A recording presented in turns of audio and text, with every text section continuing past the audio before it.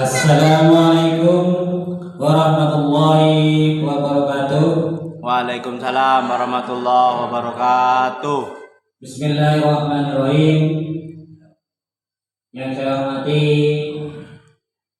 Kepala Sekolah SDN Berdek Taman 3 Bapak Suhardijo. Yang saya hormati semua Dewan Guru SDN Berdek Taman 3. Puji syukur kehadirat Allah Subhanahu wa taala yang mana pada siang hari ini kita dapat berkumpul dalam keadaan sehat walafiat dalam acara diseminasi materi budaya positif sebagai acuan dari guru penggerak, yaitu Ibu Firda. Salawat serta salam dapat tercurahkan kepada junjungan kita Nabi besar Muhammad Sallallahu Alaihi Wasallam, karena berkat beliaulah kita dapat membedakan mana yang hak dan mana yang batil. Bapak Ibu yang saya hormati, pada pagi hari ini kita akan mendengarkan ulasan materi tentang filosofi pendidikan Ki Hajar Dewantara dan budaya positif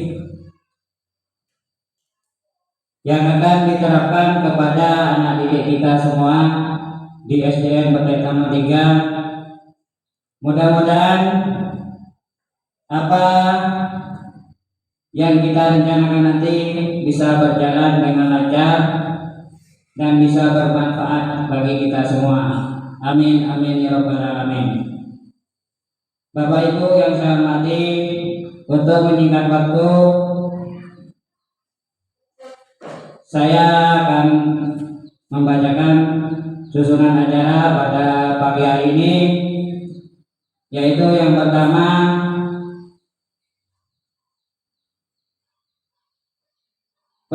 ulasan dari filosofi pendidikan Ki Hajar Dewantara yang akan dibawakan oleh Ibu Firda sebagai guru penggerak di SDN Berdek Taman 3 ini.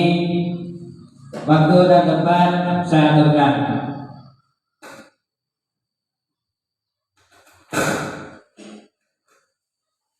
Assalamualaikum warahmatullahi wabarakatuh.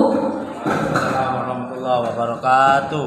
Yang terhormat Bapak Kepala Sekolah SDN Berdek Taman 3 Bapak Suhardijo SPD, dan yang terhormat seluruh Dewan Guru SDN Berdek Taman 3. Sebelumnya saya mengucapkan terima kasih kepada Bapak Moderator, Bapak Wahyudi, yang telah memberikan saya waktu untuk berdiri di sini untuk berdiskusi tentang apa yang saya peroleh dari pendidikan guru penggerak. Bapak dan Ibu guru sekalian, marilah kita ikuti diskusi ini dengan keadaan yang berbahagia. Maksud dari berbahagia di sini adalah menyatukan jiwa dan raga kita dalam ruangan ini. Karena jika kita telah menyatukan jiwa dan raga kita dalam ruangan ini, saya yakin setelah kita keluar dari ruangan ini, insya Allah kita akan mendapatkan ilmu yang bermanfaat dan bisa mengimplementasikan kepada anak didik kita. Oke, kita lanjut dengan materi, yaitu tentang filosofi pendidikan Ki Hajar Dewantara dan budaya positif. Dasar pemikiran Ki Hajar Dewantara. Ki Hajar Dewantara ini seperti yang Bapak Ibu ketahui bahwa Ki Hajar Dewantara ini disebut atau dijuluki sebagai Bapak Pendidikan Nasional. Nah, di sini siapa yang bisa memberi alasan mengapa Bapak Ki Hajar Dewantara ini dijuluki sebagai Bapak Pendidikan Nasional. Ayo. Ayo Bu. Ya. Karena Ki Hajar Dewantara itu memiliki jasa yang banyak sekali dalam merintis pendidikan umum dan beliau berjuang keras untuk memajukan bidang pendidikan di Indonesia. Ya, betul sekali. Karena Ki Hajar Dewantara ini adalah mempunyai banyak jasa terhadap pendidikan yang ada di Indonesia. Next. Pemikiran Ki Hajar Dewantara yang pertama adalah menuntun. Menuntun di sini adalah mendampingi dan mengantar anak ke sebuah tujuan dengan bimbingan. Menuntun dalam proses pendidikan yaitu berkolaborasi dengan anak, memberikan ruang berpikir kritis, anak melakukan refleksi dengan komunikasi yang kreatif dan inovatif. Jadi di sini sudah dijelaskan bahwa kita sebagai guru harus memberikan ruang anak itu untuk berpikir kritis dan melakukan refleksi dengan komunikasi yang kreatif dan inovatif. Selanjutnya, ada 3 semboyan dari Ki Hajar Dewantara. Yang pertama, Ingarsa Suntolodo, maksudnya itu membangun. Dan yang kedua, Ikmadya Mangunkarso, artinya itu memberi semangat, jadi memberikan semangat. Dan yang terakhir adalah Tutwuri Handayani, yang artinya memberikan dorongan bagi tumbuh kembangnya anak. Jadi 3 itu adalah merupakan semboyan dari Ki Hajar Dewantara. Selanjutnya, yang kedua adalah kodrat anak, yaitu merdeka. Manusia merdeka adalah manusia yang hidupnya lahir atau batin tidak tergantung kepada orang lain, akan tetapi bersandar atas kekuatan sendiri. Jadi anak itu hidupnya atau batinnya itu sudah mandiri, tidak tergantung kepada orang lain. Itu yang dikatakan merdeka. Di situ ada juga maksud pengajaran dan pendidikan yang berguna untuk beri kehidupan bersama, ialah memerdekakan manusia sebagai bagian dari persatuan rakyat. Selanjutnya, kodrat anak. Seperti yang kita ketahui ya, bahwa anak-anak itu memiliki kodrat, yaitu kodratnya adalah cenderung bermain. Bermain adalah salah satu kodrat anak. Ini kodrat anak ini tidak bisa dirubah. Jadi bermain itu adalah merupakan satu kodrat anak.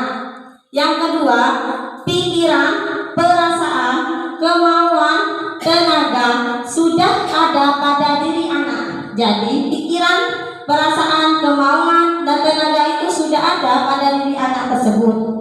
Dan yang ketiga, permainan anak dapat menjadi bagian pembelajaran di sekolah. Jadi di situ permainan anak itu bisa menjadi pembelajaran di sekolah. Jadi kita sebagai guru harus pintar-pintar menggunakan model pembelajaran yang aktif, inovatif, kreatif, dan menyenangkan untuk peserta didik kita. Selanjutnya, pendidikan yang berpihak pada anak. Di sini bebas dari segala ikatan, dengan suci hati mendekati sang anak, bukan untuk meminta sesuatu hak, melainkan untuk berhamba pada sang anak. Jadi pendidikan yang berpihak pada anak itu adalah pendidikan yang bebas dari segala ikatan. Jadi tidak ada ikatan apapun, dengan suci hati mendekati sang anak. Jadi kita ikhlas untuk mendidik anak, bukan untuk meminta suatu hak, melainkan untuk berhamba pada sang anak. Selanjutnya, bukan tabula rasa. Seperti yang kita ketahui bahwa menurut Ki Hajar Dewantara, anak bukan kertas kosong yang bisa digambar sesuai keinginan orang dewasa. Anak lahir dengan kekuatan kodrat yang masih sama-sama. Di sini anak lahir itu bukan seperti kertas kosong yang bisa digambar sesuai dengan keinginan orang dewasa, tetapi anak yang sudah lahir itu sudah ada garis-garis samarnya. Di situ kita sebagai seorang guru, tugas kita untuk menebakkan garis-garis halus tersebut, garis sama-sama tersebut. Jadi pendapat Ki Hajar Dewantara ini tidak sama seperti pendapat tabula rasa. Selanjutnya, budi pekerti. Menurut Ki Hajar Dewantara, budi pekerti atau watak atau karakter merupakan perpaduan antara gerak pikiran, perasaan sehingga menimbulkan tenaga. Dan di situ keluarga adalah tempat yang paling baik untuk melatih pendidikan sosial dan karakter yang baik bagi seorang anak. Jadi keluarga itu merupakan tempat yang paling baik untuk melatih pendidikan sosial dan karakter anak. Petani. Di situ Ki Hajar Dewantara ini merupakan guru itu sebagai petani, murid sebagai bibit, dan sekolah itu sebagai sawah atau ladang. Maksud dari gambaran Ki Hajar Dewantara itu adalah bahwa kita seorang pendidik harus bisa melayani segala bentuk kebutuhan metode belajar siswa yang berbeda. Jadi ini sesuai dengan kurikulum kita, yaitu kurikulum merdeka yang bersifat berdiferensiasi, yaitu memenuhi kebutuhan siswa. Jadi kita itu menggunakan metode yang berbeda-beda sesuai dengan kebutuhan siswa. Kita harus bisa memberikan kebebasan kepada anak untuk mengembangkan ide, berpikir kreatif, dan mengembangkan bakat dan minat anak. Akan tetapi, di situ kebebasan itu bukan berarti bebas, tetapi itu perlu tuntunan juga bagi kita dan arahan bagi kita, bagi seorang guru, supaya anak tidak kehilangan arah. Jadi kebebasan itu juga perlu tuntunan dan arahan dari kita agar supaya anak tersebut tidak kehilangan arah dan membahagiakan dirinya. Selanjutnya, tujuan pendidikan. Seperti yang kita ketahui bahwa tujuan pendidikan adalah menuntun segala kodrat yang ada pada anak-anak agar mereka dapat mencapai keselamatan dan kebahagiaan yang setinggi-tingginya, baik sebagai manusia maupun sebagai anggota masyarakat. Oleh sebab itu, pendidik itu hanya dapat menuntun tumbuh atau hidupnya kodrat yang ada pada anak dan dapat memperbaiki lakunya, bukan berarti dasarnya, tetapi memperbaiki lakunya. Selanjutnya, ini juga diterapkan oleh Ali bin Abi Thalib. Di situ ada kata-kata bahwa didiklah anakmu sesuai dengan zamannya, karena mereka hidup bukan di zamanmu. Jadi ini kita sebagai guru, sebagai orang tua harus mendidik anak sesuai dengan zamannya. Seperti yang kita ketahui bahwa zaman sekarang ini merupakan zaman globalisasi. Sehingga kita sebagai guru, sebagai wali murid harus bisa menyaring budaya-budaya asing yang sudah masuk ke budaya-budaya kita. Selanjutnya ini adalah perubahan paradigma stimulus respon dan teori kontrol. Yang saya tanyakan di sini, bisakah kita mengontrol seseorang? Bisa atau tidak? Bisa. Ya, bisa. Kita bisa mengontrol seseorang. Nah, di sini ada stimulus respon. Kita mencoba mengubah orang agar berpandangan sama dengan kita. Stimulus respon. Perilaku buruk dilihat sebagai suatu kesalahan. Itu juga stimulus respon. Orang lain bisa mengontrol saya, juga termasuk stimulus respon. Saya bisa mengontrol orang lain, termasuk stimulus respon. Pemaksaan ada pada saat bujukan gagal. Itu juga termasuk stimulus respon. Dan model berpikir menang atau kalah. Sedangkan teori kontrol di sini, kita berusaha memahami pandangan orang lain tentang dunia. Semua perilaku memiliki tujuan. Hanya Anda yang bisa mengontrol diri Anda. Anda tidak bisa mengontrol orang lain. Kolaborasi dan konsensus menciptakan pilihan-pilihan baru. Model berpikir menang-menang. Selanjutnya, apakah makna disiplin? Ada yang tahu makna disiplin itu apa? Makna disiplin itu berasal dari bahasa Latin, yaitu disiplina, yang artinya belajar.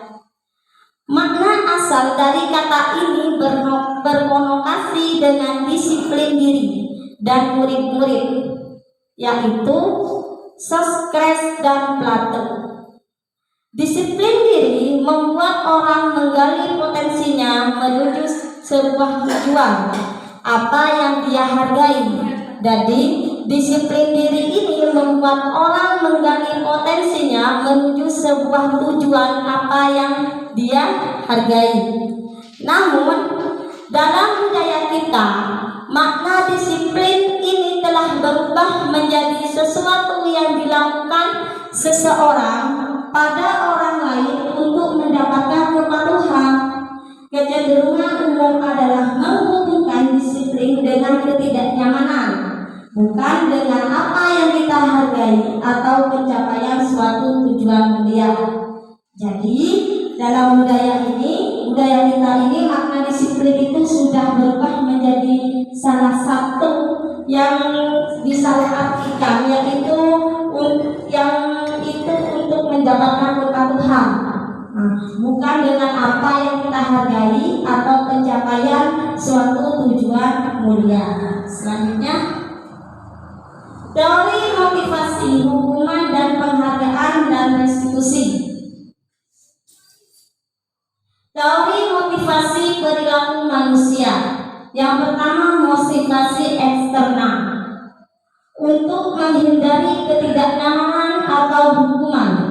Apa yang akan terjadi apabila saya tidak melakukannya?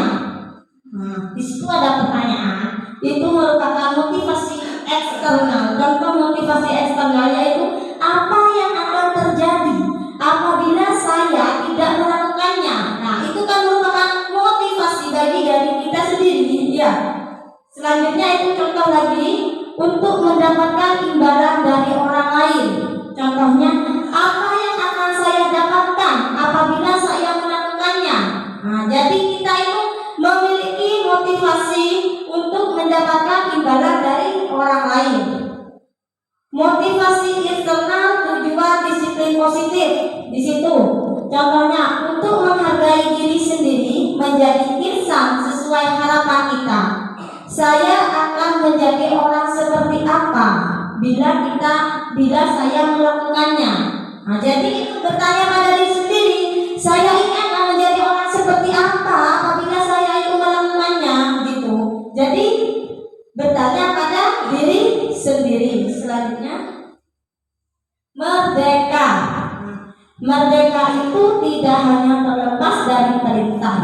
juga cakap buat memerintahkan diri sendiri. Itu menurut Ki Hajar Dewantara. Jadi merdeka itu tidak hanya terlepas dari perintah, tetapi juga cara buat memerintahkan diri sendiri. Maksud dari kata-kata Ki Hajar Dewantara tadi adalah merdeka itu tidak hidup terperintah. Merdeka itu berdiri tegak karena kekuatan sendiri, dan merdeka itu cara mengatur hidupnya dengan tertib. Selanjutnya, dihukum oleh penghargaan. Dihukum oleh penghargaan ini ada 3, yaitu penghargaan menurunkan kualitas. Jadi penghargaan itu bisa menurunkan kualitas diri kita. Penghargaan mematikan kreativitas. Penghargaan mengurangi motivasi intrinsik. Tindakan guru, di situ ada hukuman atau konsekuensi. Contohnya, menyuruh murid mencatat, saya tidak akan terlambat lagi sebanyak 100 kali karena terlambat datang ke sekolah. Itu merupakan hukuman. Menyuruh murid tadi mengelilingi lapangan basket 2 kali karena terlambat hadir di sekolah. Itu juga merupakan hukuman. Meminta murid push up sebanyak 15 kali karena ke sekolah tidak memakai masker. Itu juga merupakan hukuman. Meminta murid mengganti kertas teman yang dicoret-coret. Itu merupakan konsekuensi. Meminta murid membersihkan tumpahan air di meja karena tempat minum tersenggol. Itu juga konsekuensi. Meminta murid tidak mengenakan sepatu seharian di sekolah karena sepatunya tidak berwarna hitam. Itu merupakan hukuman. Next. Hukuman dan konsekuensi. Itu perbedaan hukuman dan konsekuensi. Yang pertama, hukuman itu sesuatu yang meyakinkan harus terjadi. Sesuatu yang menyakitkan harus terjadi. Jadi ini ada sesuatu yang menyakitkan bagi anak-anak, sedangkan konsekuensi sesuatu yang harus terjadi. Hukuman membuat anak sakit fisik maupun hati untuk jangka waktu yang lama. Jadi kalau kita memberikan hukuman kepada anak didik kita, itu akan membuat sakit fisik maupun hati dalam jangka waktu yang lama. Sedangkan kalau konsekuensi itu membuat anak merasa tidak nyaman dalam jangka waktu yang pendek, hanya sementara. Selanjutnya, anak membenci kedisiplinan. Kalau kita memberikan hukuman kepada anak itu akan membenci kedisiplinnya. Sedangkan kalau kita memberikan konsekuensi kepada anak menghargai disiplin. Hukuman bersifat paksaan. Kalau konsekuensi itu stimulus atau tanggapan. Hukuman itu mendorong anak menyakiti diri sendiri, sedangkan konsekuensi mendorong anak agar mudah menyesuaikan diri. Hukuman konsep diri yang buruk, sedangkan konsekuensi konsep diri yang baik. Hukuman anak belajar untuk menyembunyikan kesalahan. Jadi mereka takut dihukum. Seperti itu. Jadi kita kalau memberikan hukuman kepada anak itu akan belajar untuk menyembunyikan kesalahan. Sedangkan konsekuensi anak belajar untuk mematuhi peraturan. Hukuman marah, rasa bersalah, dipermalukan, merasa tidak dihargai. Sedangkan konsekuensi kehilangan hak, dibuat tidak nyaman dan diasingkan. Selanjutnya,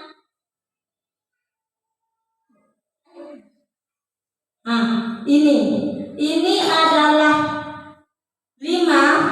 5 dasar kebutuhan manusia. 5 dasar kebutuhan manusia itu yang pertama bertahan hidup. Yang kedua, cinta, kasih atau rasa memiliki dan dimiliki. Yang ketiga, penguasaan. Yang keempat, kebebasan. Dan yang kelima, kesenangan. Jadi ada 5 kebutuhan seseorang. Yang pertama, kebutuhan bertahan hidup. Seperti yang kita ketahui, kalau kebutuhan berdasar bertahan hidup ini, contohnya adalah rumah, makanan, dan kesehatan. Itu merupakan kebutuhan bertahan hidup. Contoh kasus yang ada pada anak didik kita, yaitu kasusnya yang terjadi di sekolah kita adalah ketika ada anak yang selalu meminta bekal makanan temannya. Nah, mengapa dia meminta bekal makanan temannya? Karena dia itu lapar. Jadi kebutuhan bertahan hidupnya itu kurang, seperti itu. Yang kedua, kasih sayang dan rasa diterima, love dan belonging.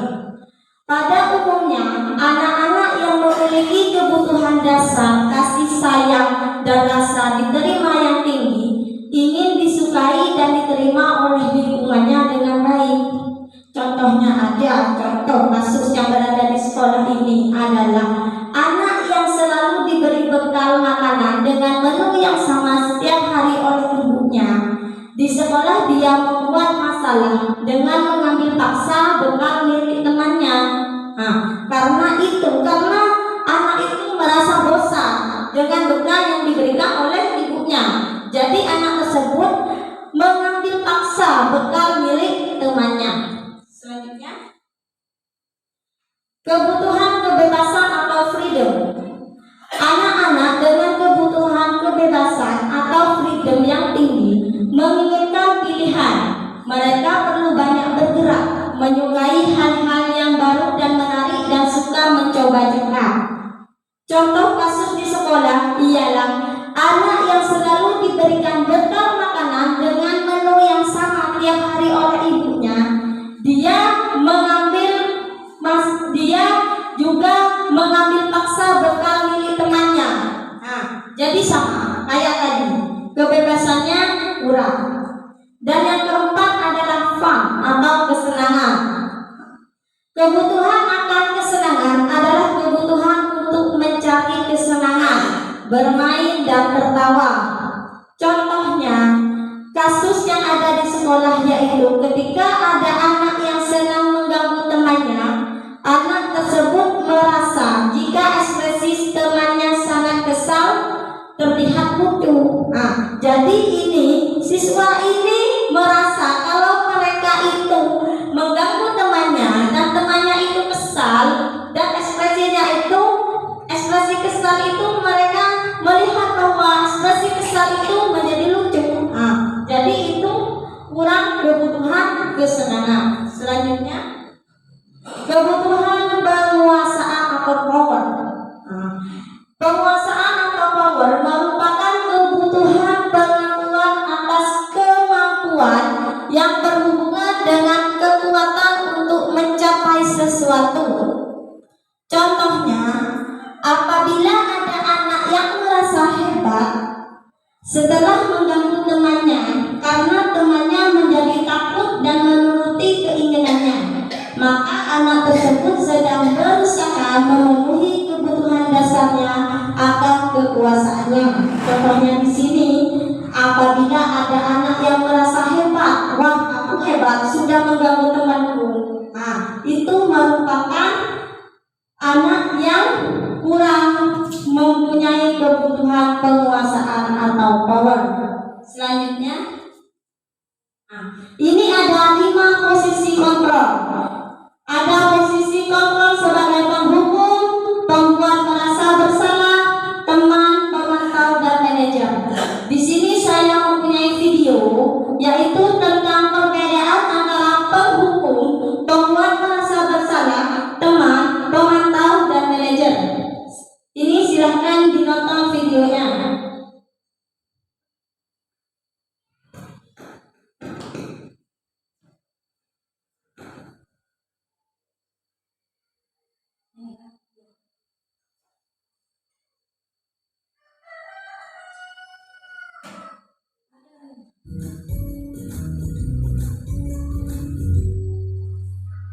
Salam bahagia Ibu dan Bapak Guru hebat. Dalam penerapan disiplin positif restitusi, salah satu program yang digunakan adalah 5 posisi kontrol. 5 posisi kontrol mengerti adalah proses perjalanan seorang pendidik agar dapat mengenali dirinya. Pada video kali ini, kita akan membahas tentang 5 posisi kontrol yang dikembangkan oleh Dyer Dawson dan contoh penerapannya.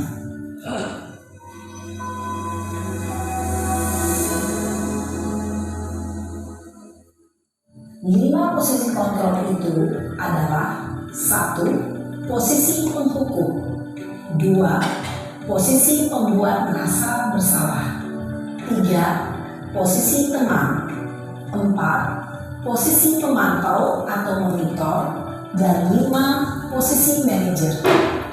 Untuk lebih memahami kelima posisi tersebut, mari kita saksikan kasus Naren yang terlambat hadir 20 menit di sekolah dan melihat bagaimana kelima posisi kontrol dalam menghadapi masalah tersebut.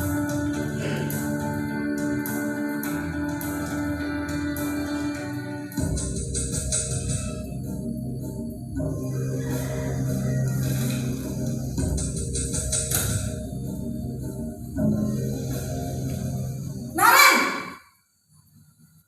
Sini kamu! Selamat pagi, Bu. Selalu terlambat. Kamu deh, pasti terlambat. Maaf, Bu. Saya Apa? Apa coba? Alasan kamu apa lagi? Kapan sih kamu tidak terlambat? Malas sekali ya kamu jadi anak. saya Dasar pemalas. Gak kapok-kapok sih kamu. Sudah berapa kali terlambat? Sana, kamu keliling lapangan basket 2 kali. kenapa saya harus ke lapangan basket, Bu? Kenapa? Kamu lawan ibu. Berani-beraninya jawab. Sudah terlambat, masih berani jawab pula. Sekarang, keliling lapangan basket 5 kali sekalian. Biar kapok. Cepat. Pergi sana ke lapangan basket. Posisi penghukum biasanya berbicara dengan nada tinggi, menghardik, menunjuk-nunjuk, menyakiti, dan menyindir. Hukuman bisa berupa fisik maupun psikis. Ibu dan bapak guru hebat. Dampak yang terjadi pada murid ketika guru berada pada posisi penghukum adalah murid cenderung akan memberontak, bahkan menyimpan dendam.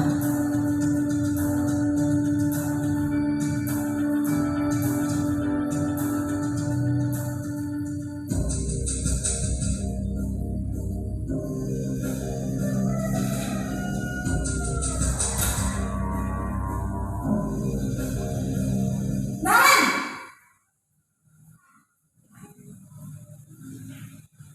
Selamat pagi, Bu. Naren. Kamu kenapa terlambat lagi, nak? Ya Tuhan, Naren. Kamu senang ya bikin ibu susah ya? Kalau kamu terlambat lagi, nanti ibu yang ditegur bapak kepala sekolah, nak. Disangka ibu tidak bisa membina kamu. Duh, gimana ini? Maaf, Bu. Duh, Gusti Naren. Kamu suka ya kalau ibu ditegur bapak kepala sekolah? Terus, sekarang ibu harus tulis apa ini di buku absen? Ini kamu sudah sering terlambat loh. Ibu harus apa coba? Maaf, Bu. Maaf sekali.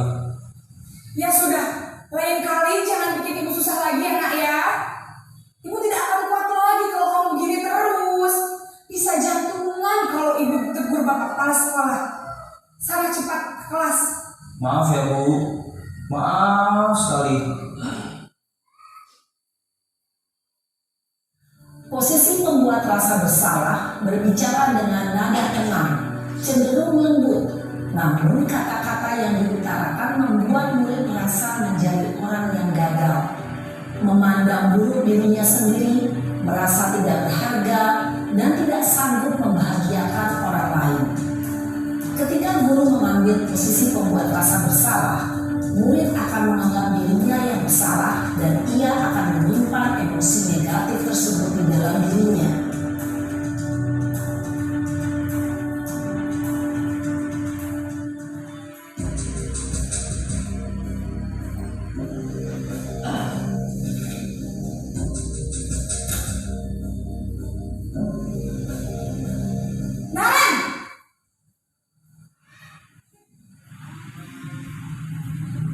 Selamat pagi Bu. Wah, sudah jam berapa ini nak? Terlambat lagi ya sayang. Iya Bu, habis ibu saya lupa bangunkan saya Bu. Kamu malah menyalahkan ibu kamu. Kamu bukannya anak yang larinya paling kencang. Kok terlambat sih? Iya Bu, saya memang terlambat bangun tadi. Jadi biarpun saya lari kencang, tetap gak kejar Bu. Ya sudah sana, nanti lain kali larinya lebih kencang lagi ya. Biar gak terlambat lagi. Bikin seneng ibu, demi ibu. Bisa kan? Bisa lah Bu. Ya sudah sana masuk kelas. Ibu beresin urusan absen kamu. Kamu ini ada-ada saja. Dalam posisi teman, guru berbicara dengan nada suara ramah, akrab, cenderung bersenda gurau untuk menjaga suasana tetap santai. Murid akan merasa senang, aman, dan akrab dengan guru. Identitas yang tercipta adalah identitas sukses atau berhasil. Namun, perlu diingat, karena ini masih dorongan eksternal, maka ada faktor ketergantungan dari murid kepada orang tertentu. Di sini guru absennya, sehingga di lain waktu murid bisa berperilaku baik, namun hanya kepada orang-orang tertentu saja.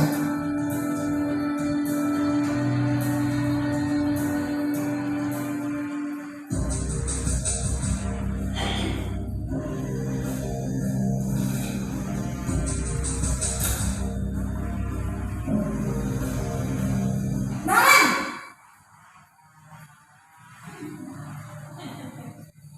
Selamat pagi Bu. Naren, apa peraturan sekolah kita tentang jam berapa kita harus masuk sekolah, nak? Kita harus di sekolah jam 7 Bu. Iya betul, sekarang sudah jam 7.20. Naren sudah tahu konsekuensinya jika terlambat hadir. Paham Bu, saya harus tinggal kelas pas jam istirahat selama 20 menit. Iya benar, konsekuensinya demikian. Jadi nanti jam 9.30 pas istirahat, kamu harus tinggal di kelas, kerjakan tugas tambahan untuk ketertinggalan kamu, ya? Baik Bu. Posisi pemantau mengandalkan penghitungan atau data untuk mengontrol murid. Guru mengarahkan murid berdasarkan peraturan dan konsekuensi. Seorang pemantau menunjukkan bahasa tubuh dan ekspresi wajah yang datar dan cenderung formal.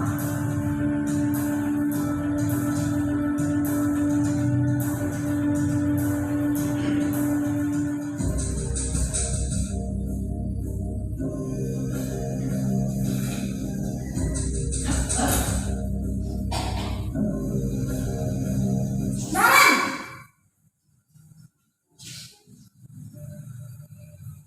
Selamat pagi Bu. Selamat pagi Naren. Maaf Bu, saya terlambat. Iya, sekolah masuknya jam 7, sekarang sudah jam 7.20. Jadi sekarang bagaimana ini Naren? Maaf Bu, saya lupa setel alarm saya semalam. Baiklah, menurut kamu, keyakinan sekolah yang mana yang perlu kamu tingkatkan? Menghargai diri sendiri dan orang lain mungkin ya Bu. Setuju. Jadi, apakah Naren meyakini prinsip saling menghormati tersebut? Iya Bu, saya meyakininya. Apakah Naren bersedia memperbaiki masalah keterlambatan ini? Bersedia Bu. Bagaimana kamu akan memperbaiki masalah keterlambatan ini? Saya akan coba untuk tidak lupa menyetel alarm saya Bu. Baik, kalau Naren lupa menyetel alarm di rumah, ada orang yang kira-kira bisa bantu mengingatkan tidak? Ada Bu, kakak saya, Kak Emma. Ada lagi selain Kak Emma? Selain Kak Emma, ada ibu saya. Baik, jadi yang mengingatkan Naren adalah Kak Emma dan ibu kamu ya? Kira-kira akan mulai setel alarm kapan nih Naren? Setelah pulang sekolah, akan segera saya lakukan. Baik, jadi Naren akan setel alarm untuk bangun besok pagi dan akan diingatkan oleh kakak dan ibunda Naren ya. Ada lagi yang mungkin perlu dilakukan Naren agar tidak terlambat bangun lagi? Tidak ada Bu.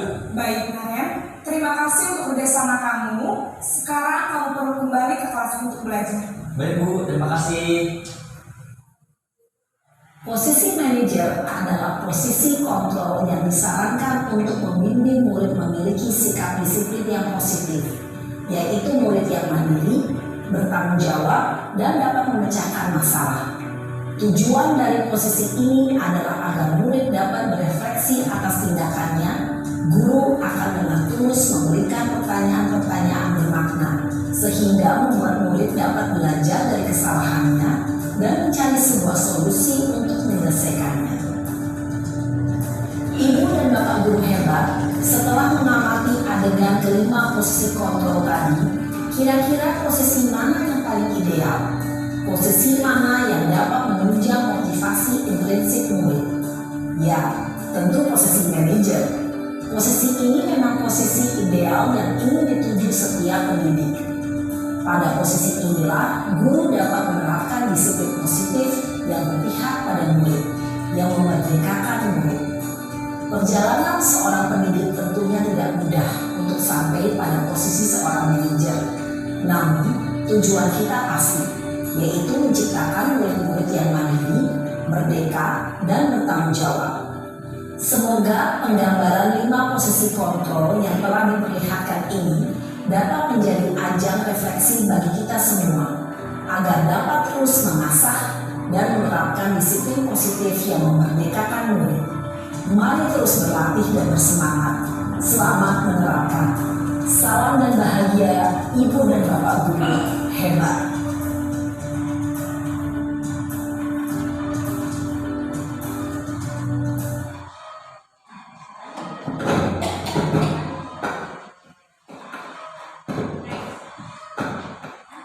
Itu tadi video 5 posisi kontrol yang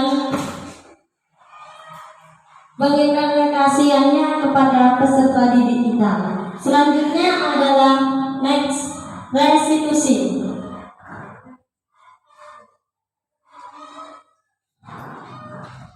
Restitusi itu apa?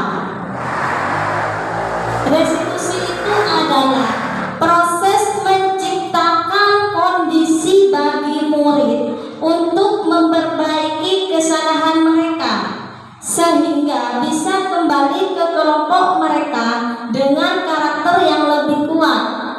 Jadi restitusi ini adalah proses menciptakan kondisi murid untuk memperbaiki kesalahan mereka.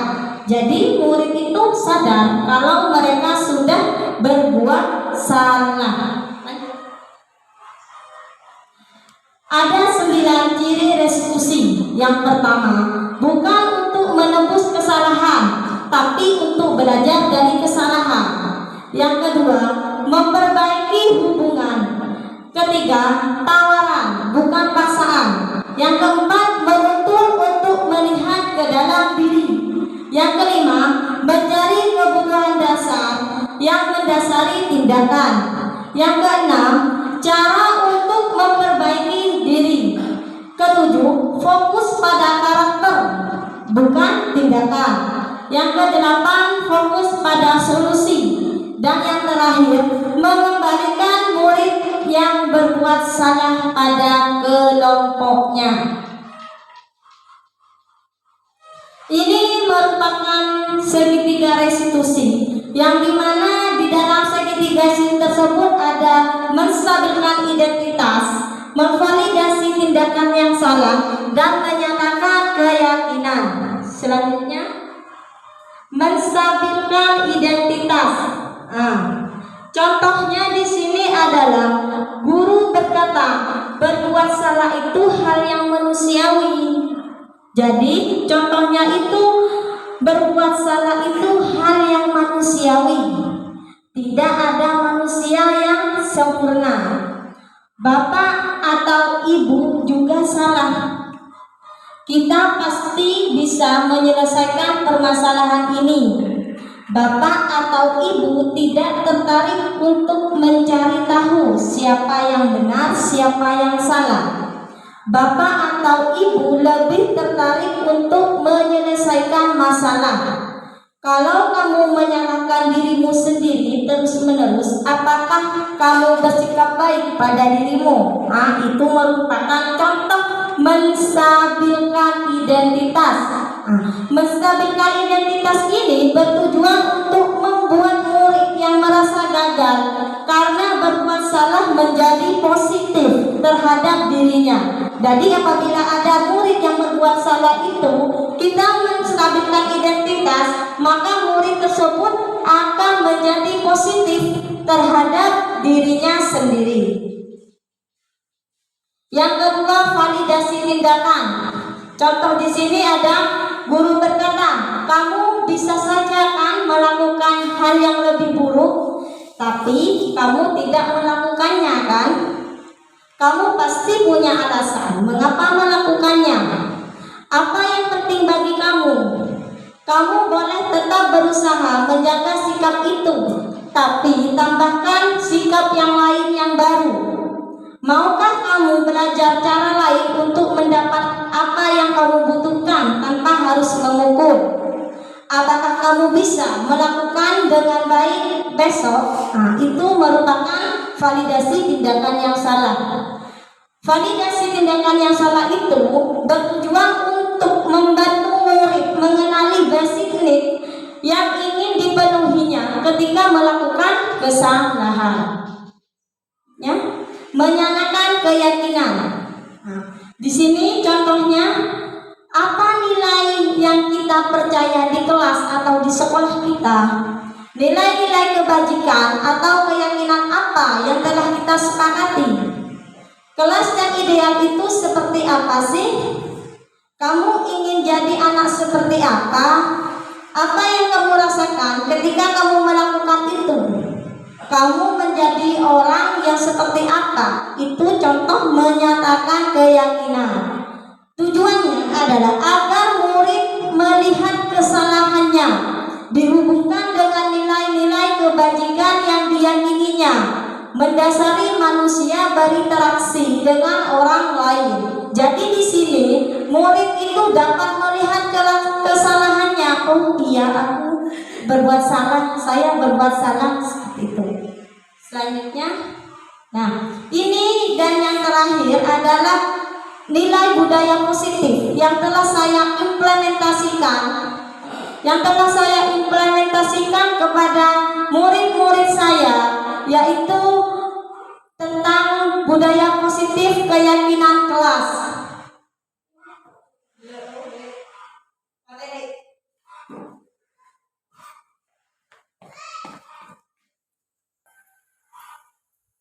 Nah, ini budaya positif yang telah saya terapkan kepada anak-anak didik saya, yaitu di SDN Betek Taman 3, tentang keyakinan kelas.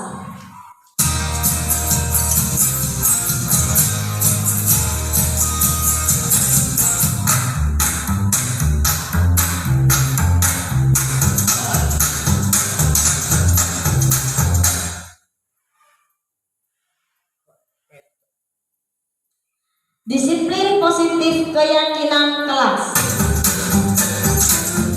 Latar belakang.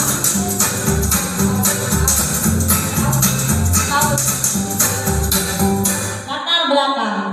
Budaya positif di sekolah merupakan sebuah kesepakatan bersama yang diyakini bersama untuk dijalankan di sekolah. Jadi, mengapa saya memilih budaya positif ini? Karena di sekolah ini merupakan sebuah kesepakatan bersama yang diyakini bersama untuk dijalankan di sekolah.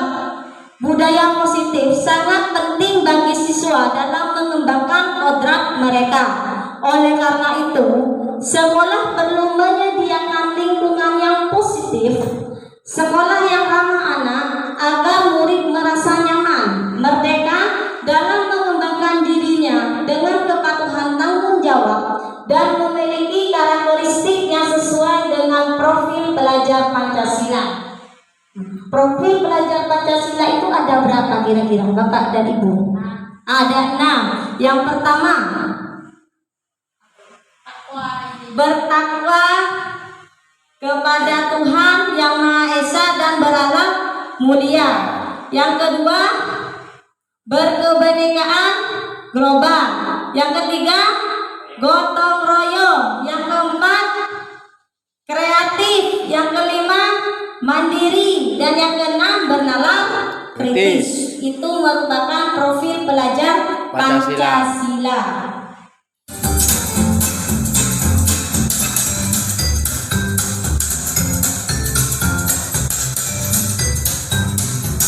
Selanjutnya, latar belakang yang selanjutnya ialah pendidik memiliki tugas untuk menciptakan peserta didik agar mempunyai kesadaran dari dalam diri, memiliki disiplin positif dan mampu bertanggung jawab terhadap apa yang dilakukannya. Hal ini merupakan tugas guru sebagai motivator yang berperan untuk menumbuhkan disiplin diri pada diri peserta didik, sehingga peserta didik mampu menjadi pribadi yang dapat mengontrol diri, yang bertanggung jawab, merdeka, dan memiliki karakter yang sesuai dengan profil pelajar Pancasila.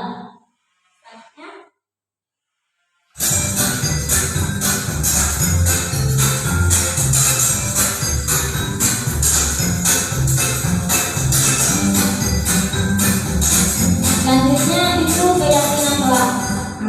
Keyakinan kelas ini merupakan kesepakatan kelas yang berisi beberapa aturan yang diyakini bersama oleh guru dan peserta didik selama proses pembelajaran. Jadi keyakinan kelas ini merupakan kesepakatan antara guru dan murid, menjadi batasan dan acuan sehingga menumbuhkan nilai positif pada peserta didik yang kemudian akan berkembang menjadi budaya positif bagi lingkungan.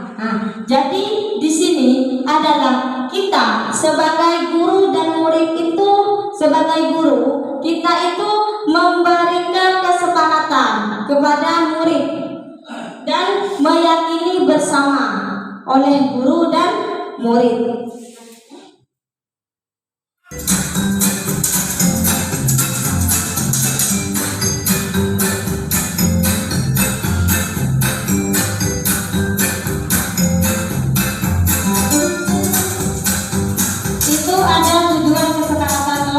Mengapa saya itu mengimplementasikan kesepakatan kelas? Karena itu mempunyai banyak tujuan. Yang pertama, menciptakan pembelajaran yang berpusat pada peserta didik, yaitu student center. Yang kedua, memunculkan keterlibatan peserta didik dalam menentukan kelas yang diimpikan, sehingga peserta didik lebih bertanggung jawab akan keputusan yang mereka berbuat bersama-sama. Dan yang keempat, yang ketiga, menumbuhkan komunikasi yang efektif antara peserta didik dengan guru. Jadi itu merupakan tujuan kesepakatan kelas.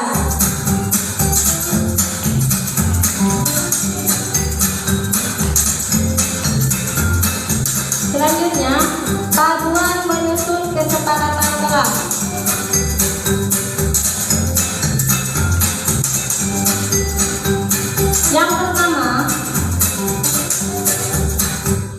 Yang pertama saya itu menyatakan pendapat peserta didik.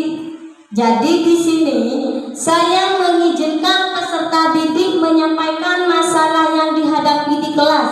Jadi peserta didik itu menyampaikan masalah apa yang dihadapi di kelas, dan harapannya agar membuat nyaman baik secara individu atau kelompok. Yang kedua, menyalakan ide dari peserta didik untuk mencapai kelas impian. Jadi yang kedua saya menanyakan apa sih idenya kalian untuk mencapai kelas impian, seperti itu. Dan yang ketiga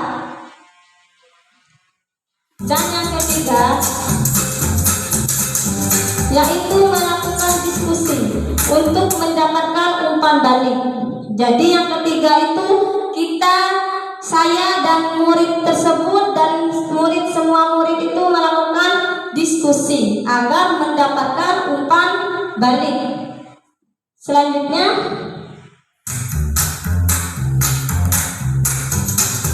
yang keempat, mengubah ide menjadi kesepakatan kelas. Jadi, ide-ide yang sudah ada pada anak itu kita ubah menjadi kesepakatan kelas. Dan setelah kita ubah menjadi kesepakatan kelas, saya itu meminta peserta didik untuk tanda tangan tentang kesepakatan kelas yang telah kita buat.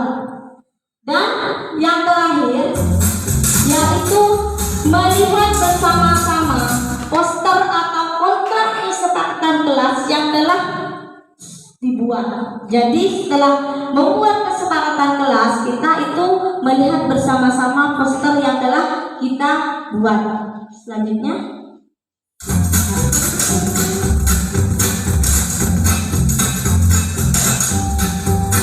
nah, ini ada tolak ukur keberhasilan.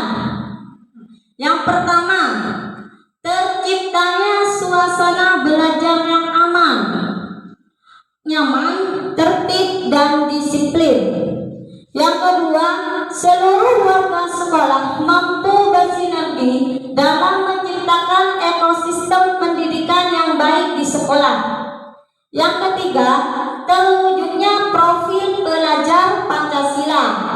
Dan yang keempat, budaya positif dilakukan dengan penuh kesadaran dan tanggung jawab serta berkelanjutan.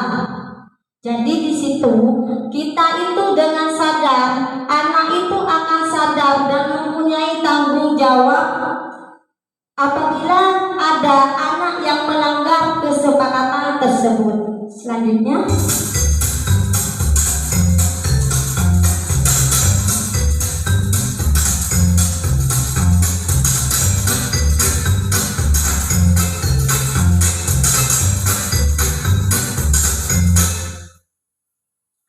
hasil dari aksi nyata tersebut, yaitu siswa bersama guru berkolaborasi untuk membuat kesepakatan kelas.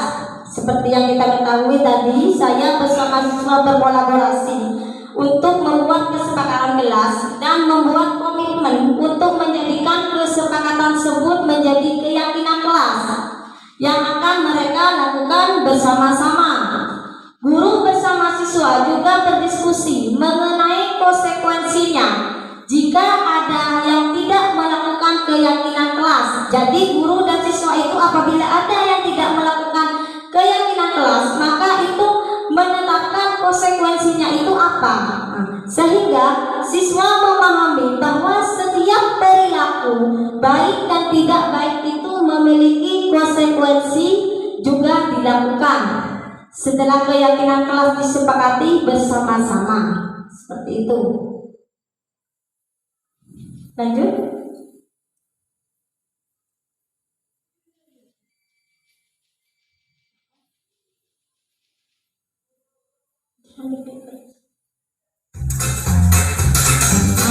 Kesimpulan. Kesimpulannya di sini adalah, kesimpulan yang kita dapatkan adalah kesepakatan kelas berisi tentang beberapa aturan untuk membantu guru dan peserta didik dalam bekerja sama untuk membentuk proses pembelajaran yang menyenangkan, bermakna, dan efektif. Itu. Dan di sini saya mempunyai gambar atau foto bagaimana saya menerapkan keyakinan kelas tersebut.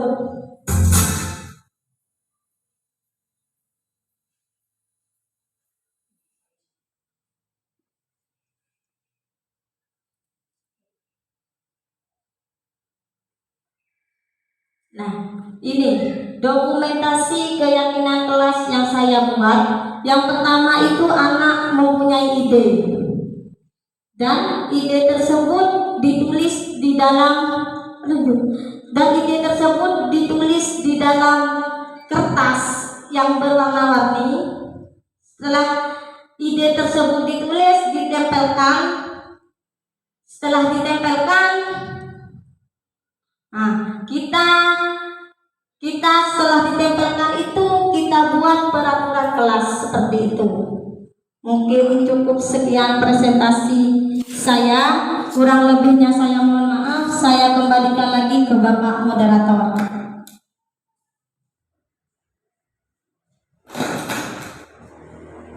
Terima kasih untuk Ibu Firda.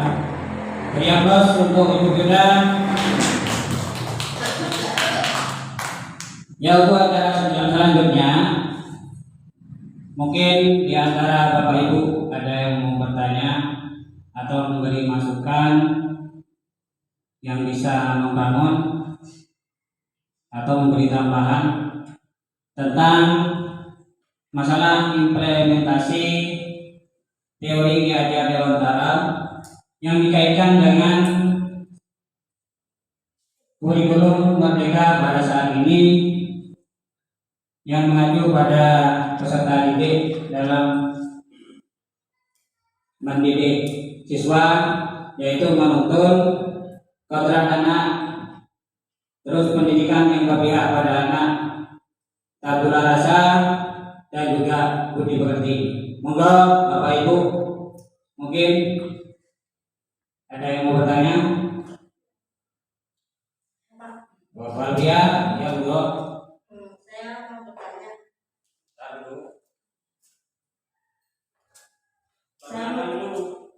Nama saya Alvia. Saya mau bertanya, cara menyaring budaya asing yang masuk ke Indonesia ya apa? Soalnya anak-anak kan biasanya melihat di TV, apa kayak budaya asing bisa mengikuti seperti itu. Terima kasih. Mohon ditanggapi. Ya, terima kasih atas pertanyaannya, yaitu cara menyaring budaya asing yang telah masuk ke Indonesia. Mungkin yang pertama, kita bisa meningkatkan kesetiaan kita kepada ideologi nasional, yaitu Pancasila. Contohnya itu menghindari kekerasan, menunjukkan perdamaian itu. Yang kedua, mengembangkan sikap kekeluargaan dan gotong royong. Mungkin ini hampir punah dari kita. Nah, gotong royong, sikap gotong royong ini sudah hampir punah. Sudah saya rasakan di desa saya. Ini sudah hampir punah. Jadi kita itu mengembangkan sikap kekeluargaan itu harus lebih ditingkatkan. Dan yang ketiga, memelihara dan mengembangkan kebudayaan nasional. Contoh kebudayaan nasional ini seperti yang kita ketahui, kalau di Probolinggo itu kan ada tari kita. Nah, itu mungkin menurut saya yang bisa dilakukan agar kita bisa menyaring budaya-budaya asing yang telah masuk ke Indonesia. Seperti itu.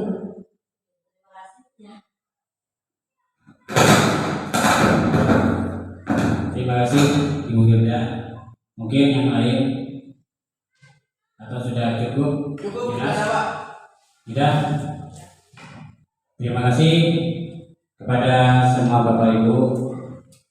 Marilah kita cukupkan sampai di sini acara di siang hari ini tentang implementasi teori dari Ki Hajar Dewantara yang telah dipaparkan oleh Ibu Firda sebagai guru penggerak di SDN Petai Taman 3. Mudah-mudahan apa yang menjadi cita-cita dan tujuan dari Ibu Firda mudah-mudahan terkabul dan bermanfaat untuk kita semua. Amin, amin ya rabbal alamin. Untuk acara hari ini kita tutup dengan bacaan hamdalah alhamdulillahirabbil alamin. Saya sebagai moderator mohon maaf apabila ada kekurangan dan kesalahan dalam tutur kata, karena sifat manusia tidak luput dari salah.